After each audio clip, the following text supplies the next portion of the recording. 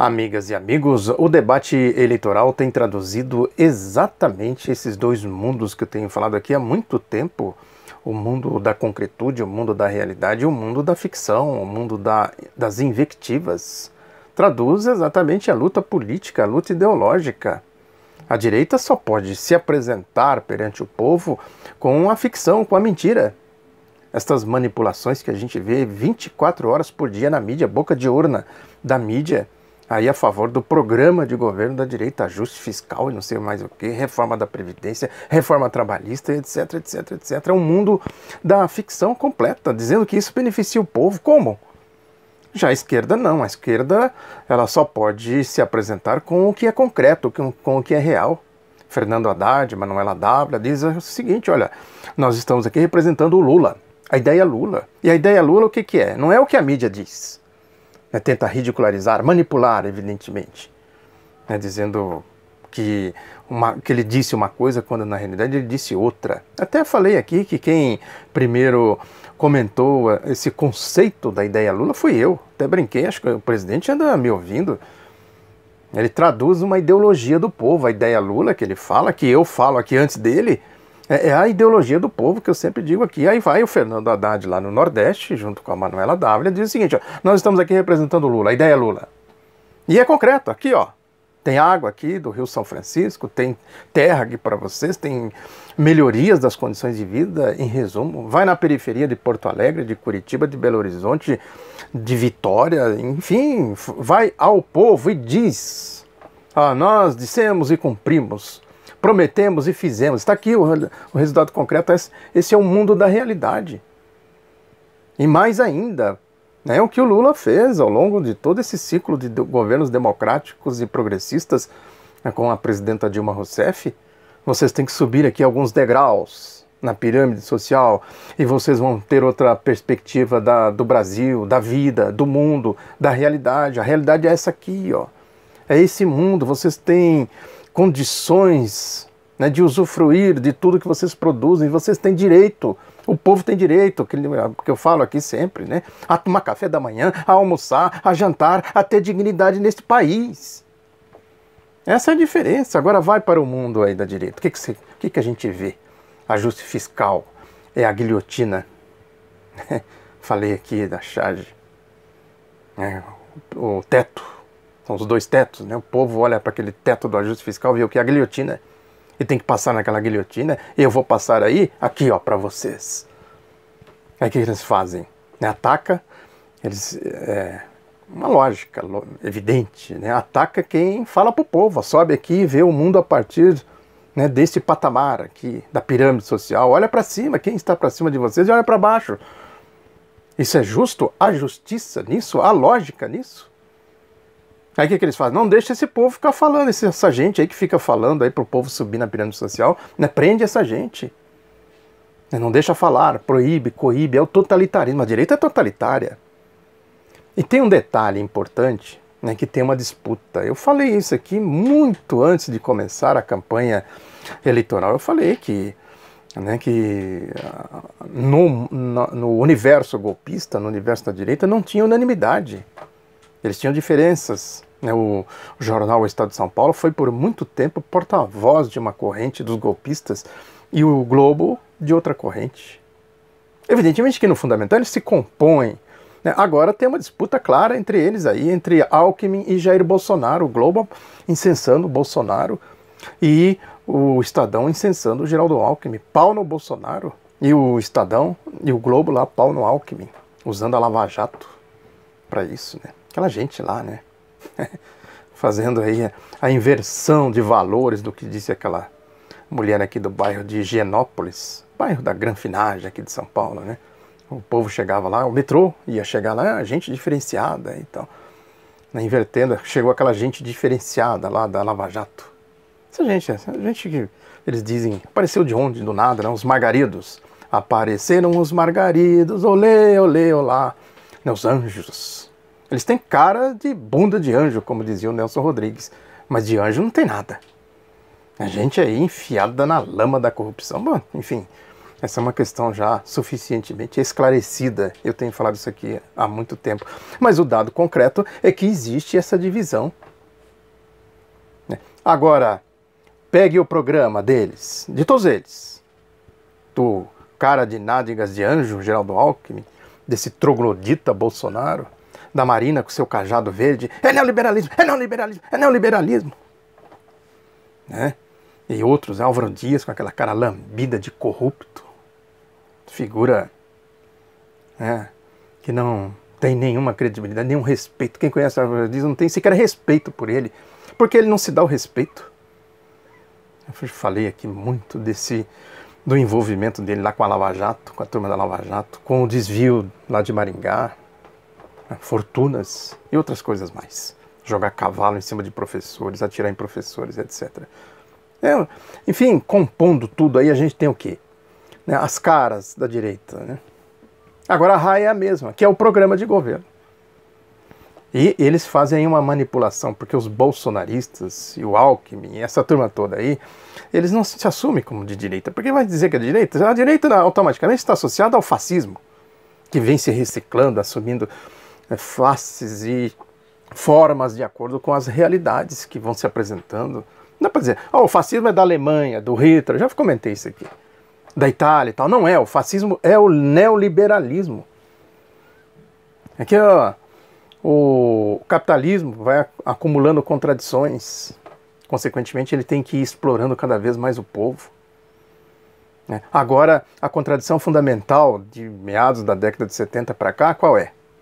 É a contradição entre a acumulação financeira e a produção. Tem muito mais dinheiro circulando e dinheiro gerando dinheiro do que dinheiro aplicado na produção. Consequentemente, se cria crise. É a acumulação financeira que não tem correspondência com a produção material. Agora, isso é uma característica do capitalismo, se acentuou de meados da década de 70 para cá, exatamente porque entrou em crise de novo. As crises cíclicas famosas, quem estuda aí o marxismo conhece muito bem isso. A crise de 1929, do crash da Bolsa de Nova York, que mergulhou o mundo na mais sinistra depressão da história, que resultou naquela crise grave ali do entreguerras, que já na Primeira Guerra Mundial já vinha, antes da guerra, da Primeira Guerra Mundial, já tinha as manifestações da crise que estouraria nos Estados Unidos em 29. Ou seja, tudo tem causa e consequência. As coisas não surgem do nada, não brotam do nada. Tem um editorial no jornal Estado de São Paulo hoje que é muito elucidativo a esse respeito, que defende aqui o quê? O liberalismo. Eles estão pelo mundo afora. O novo fascismo, ele não assume como neoliberalismo, ele se assume como liberal. Quem acompanha aí essa turma do Jair Bolsonaro vê isso. Eles nem sabem o conceito profundo disso. Não estudaram Adam Smith, não estudaram a economia clássica inglesa, os clássicos da economia inglesa, a polêmica do Karl Marx com eles e tal, com o Capital. Tem 2 vídeos interessantíssimos produzidos nos anos 80, 90 pelo Raimundo Pereira, um conhecido jornalista aí, que atua ainda hoje na mídia alternativa que ele fez. Eu vou deixar os 2 links aqui para vocês darem uma olhadinha. São vídeos antigos que eu recuperei, digitalizei e disponibilizei no meu blog outroladonoticia.com.br. Vou deixar o link aqui para vocês verem. Vale muito a pena para entender a lógica disso tudo, do que foi a Revolução Francesa, dos conceitos da economia clássica inglesa, que decorre da Revolução Industrial, que resultou no iluminismo, nos filósofos, na superação daqueles regimes anteriores de obscurantismo, do escravagismo, do feudalismo, sobretudo, num processo evolutivo da história. Mas ficaram resquícios, e o capitalismo, eu falo aqui sempre, é isso aí. O liberalismo é isso, quem diz isso não sou eu, é o Karl Marx, que estudou muito isso, debateu muito isso, pegando exatamente as contradições, vocês vão ver aqui nos vídeos do Raimundo. E o editorial do Estadão toca exatamente nesse assunto a partir de uma reportagem da revista britânica The Economist, que é considerada aí uma espécie de paradigma teórico do que é o neoliberalismo, na verdade. Que é isso, eles foram mudando e assumiram um novo liberalismo. Eles diziam isso claramente. Margaret Thatcher na Inglaterra, Ronald Reagan nos Estados Unidos, né, a ideia do novo liberalismo, né, da globalização, como eles diziam, né, ficou um conceito muito conhecido, o consenso de Washington. Quase ninguém fala mais nada disso, dessa questão, não fala mais disso, mas ele está aí, o consenso está aí. Essa cadeia de golpes que a gente viu aqui na América Latina agora recentemente. É exatamente a aplicação do consenso de Washington que eles tentaram aqui. A América Latina foi um laboratório do neoliberalismo, do Thatcher e do Reagan. Tentaram uma primeira leva de presidentes neoliberais, Collor no Brasil, Menem na Argentina, Salinas de Gortari no México, Sánchez de Lozada na Bolívia, Carlos Pérez na Venezuela. É um desastre, mortes e violência e miséria e desnacionalização, e acabaram com tudo. Essa ideia foi macerada, né, pela emergência de um novo ciclo democrático aqui na América Latina, que foram os novos governos a partir da Venezuela, né, que fez a revolução. A vitória do Lula no Brasil foi importantíssima. Depois aí teve, enfim, né, o Evo Morales na Bolívia, o Rafael Correa no Equador e tal, Daniel Ortega na Nicarágua está sofrendo lá as consequências de tudo isso, né? Para a gente entender exatamente o sentido da coisa, como as peças se movimentam. Nós estamos vendo isso aqui no debate eleitoral. Esse editorial do Estadão é exatamente isso. O que ele defende aqui? Ele fala aqui o seguinte, que isso aqui é um artigo da comemoração, da edição comemorativa dos seus 175 anos de existência, 175 aniversário, né, que fala aqui o predomínio do liberalismo no Ocidente desde então ajudou a elevar a expectativa de vida mundial de cerca de 30 anos para mais de 70 anos, a reduzir o contingente populacional abaixo da linha da pobreza de 80% para 8% e a multiplicar por 5 a taxa de alfabetização, enquanto mais e mais pessoas se tornaram conscientes da importância do império da lei para o desenvolvimento social e a prosperidade econômica. Aí, a despeito de tudo isso, no entanto, parece que está em curso nesse momento uma rebelião popular contra as elites liberais, né, usando aqui as palavras da The Economist.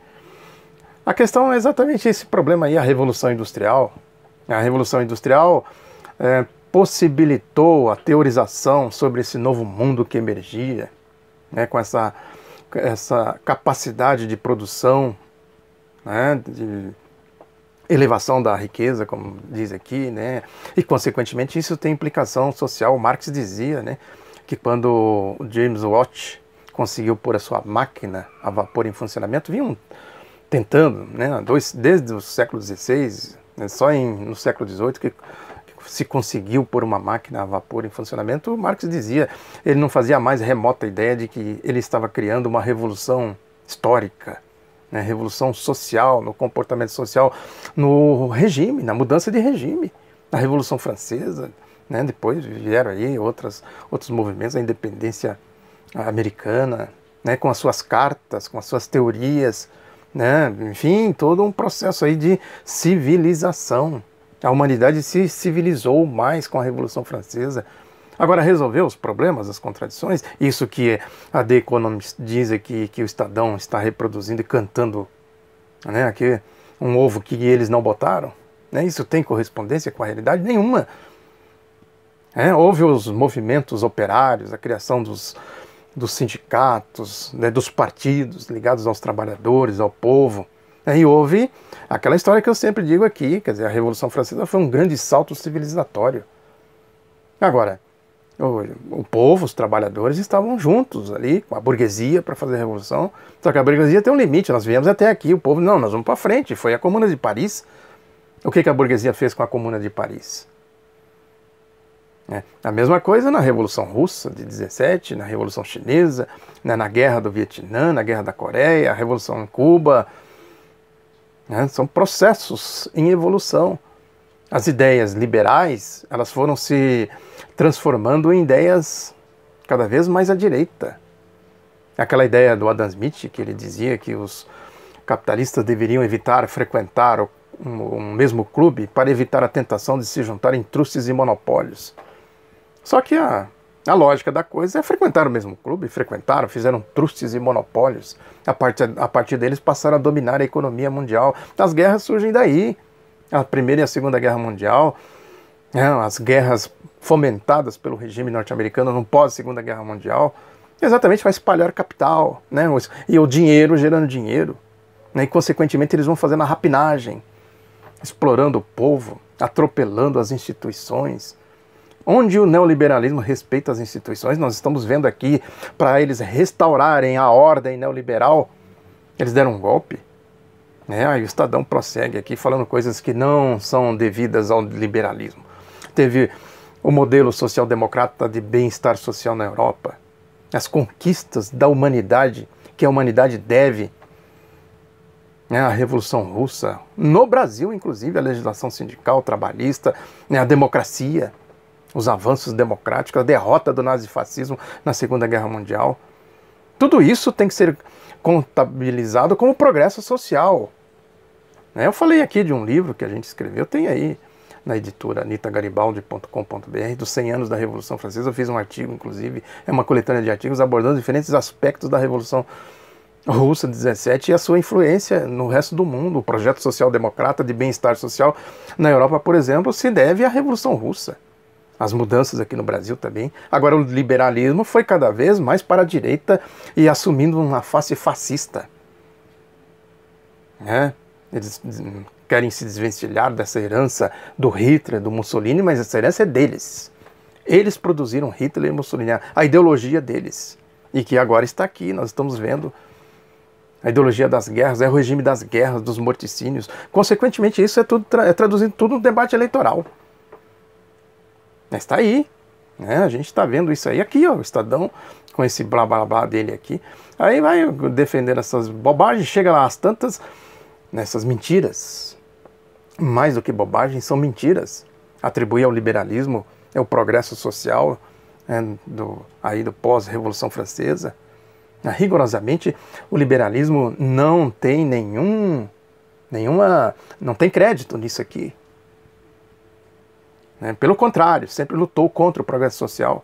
E isso, quando vem para o Brasil, essas ideias, quando vem para o Brasil, elas assumem o quê? Qual é o pensamento, a linha da história, da ideologia da direita? É o escravagismo.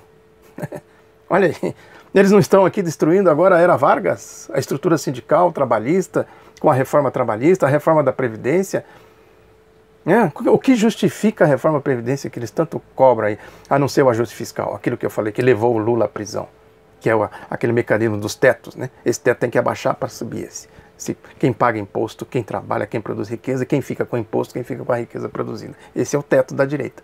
E esse teto aqui é a emenda 55, a emenda constitucional 95, era a PEC 55, virou emenda constitucional 95. Esse fluxo aqui, contínuo, daqui para lá. E quem fala assim, vamos subir esse teto aqui, é porrada. É o Haddad, o Lula, prende, o ajuste fiscal prendeu o Lula. Vai fazer ajuste fiscal ou não vai fazer ajuste fiscal? O Lula, não, tem que tomar café da manhã, tem que almoçar, tem que jantar, tem que dar dignidade para o povo desse país. Esteja preso. Esteja preso. Foi exatamente isso que aconteceu, Aí, qual era o PIB quando se instituiu a Previdência Social? E qual é o PIB hoje? Qual foi a produtividade em termos proporcionais, percentuais, desde que instituiu a Previdência lá naquela época e hoje? Por que naquela época se podia pagar a aposentadoria e hoje não pode? Porque eles mexeram no mecanismo os tetos do tesouro, Quem paga imposto, quem recebe. A acumulação financeira, o neoliberalismo, que não respeita a Constituição, não respeita direitos, não respeita o povo. O povo tem que ser escravo. É a ideologia do escravagismo que eu falei aqui. Diz aqui o Estadão, Tá aqui, não à toa o atual governo, apenas por ter flertado com o liberalismo econômico ao impor um teto para os gastos públicos, realizar uma abrangente reforma trabalhista e tentar reformar a Previdência, tornou-se o mais impopular da história brasileira. É isso. O povo não tem nada a ver com liberalismo, com neoliberalismo. O povo, a reforma trabalhista é para o povo, a reforma da Previdência é para o povo, a emenda constitucional 95 aí do teto é para o povo. O povo não é bobo, o povo não é burro. E aí pega um sujeito inteligentíssimo e honesto, como é o caso do Lula, pronto. Vira a combinação perfeita contra a elite, contra o liberalismo, contra a direita. O Lula, companheiros e companheiros, sobe aqui o degrauzinho, sobe, Dona Maria, pisa aqui, seu Zé, pisa ali e tal, Olha lá para frente, pro horizonte. Veja o mundo, veja a realidade. Esse é um nó da coisa, o programa de governo, a ideologia e tal, né? Aí o Estadão arremata dizendo exatamente isso, né? Que ao comentar as razões pelas quais o pensamento liberal perdeu terreno nas últimas décadas, a Economist considera que os liberais se acomodaram no poder e, como resultado, perderam sua ânsia por reformas. O que eles poderiam fazer? Que reformas? Reformar o quê? O que eles querem reformar? O estado de bem-estar social na Europa.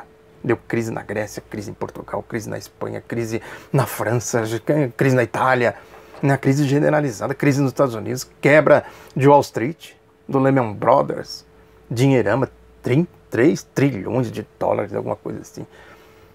Que sai direto da fábrica, lá Washington tem a casa lá, que, né, a maquininha que produz dólares direto para os bancos. Para quê? Fazer essa especulação, dar golpe no Brasil, prender o Lula, fazer ajuste fiscal no Brasil. Né? Aí termina aqui dizendo que está claro assim que os liberais precisam urgente, o Estadão dizendo, urgentemente se mostrar à altura das graves demandas atuais, deixando sua zona de conforto e voltando a defender com vigor as reformas, para demonstrar aos eleitores que é somente por meio do fortalecimento das instituições democráticas e da constituição de um eficiente Estado regulador que a prosperidade estará ao alcance de todos. O discurso do Fernando Henrique na era neoliberal do Collor, né? E diz aqui explicitamente também, quer ver, deixa eu ver onde que eles estão aqui, os populistas e tal, que investem na polarização, né? Que aí diz aqui está... Essa indisposição com o liberalismo não se limita ao âmbito econômico. A popularidade de tipos, né, como Jair Bolsonaro e Lula da Silva, põe os dois aí, né, um troglodita e um homem do povo, né, com a rara inteligência, com a rara capacidade de traduzir a ideologia do povo, né, de prometer e fazer, né, de cumprir o que fala, honrar a palavra, ser decente, ser honesto com o povo. Não deu as costas para o povo, não entrou no clube da Lava Jato, não fez delação premiada, não entrou nessa lama, nessa sujeira da corrupção da elite brasileira, né? E diz aqui ainda que representam cada um à sua maneira, o Lula e o Bolsonaro. O pensamento autoritário demonstra que uma parte importante do eleitorado admite ou mesmo deseja o fim da democracia. É o mundo fake aqui, a democracia é deles, as instituições deles, a Constituição deles, tudo deles. Essa gente que olha de cima para baixo para o povo. Diz aqui, explicitamente, essa indisposição com o liberalismo. O povo é burro. A Folha, falando no editorial, o Estadão está falando aqui, o povo é burro. O povo não sabe votar, o povo não sabe entender as coisas. Fala, e o povo não entende. O que faz com o povo, então? Primeiro prende aí quem fica aí alertando o povo. Gente, companheiros e companheiras, essa gente aí, o Estadão tá mentindo, The Economist está mentindo. A Veja, que o Lula chamava de Oia. A Veja, a Oia, uma revista aí que eu acho que chama Oia, e tá mentindo, a Globo tá mentindo. Aí o povo olha pro Lula, olha pra Globo, olha pro Estadão, olha pra Oia. Oia, e fala, uma pinóia para vocês. É isso aí. Muito obrigado pela atenção, divulgue o outro lado da notícia, um abraço e até a próxima.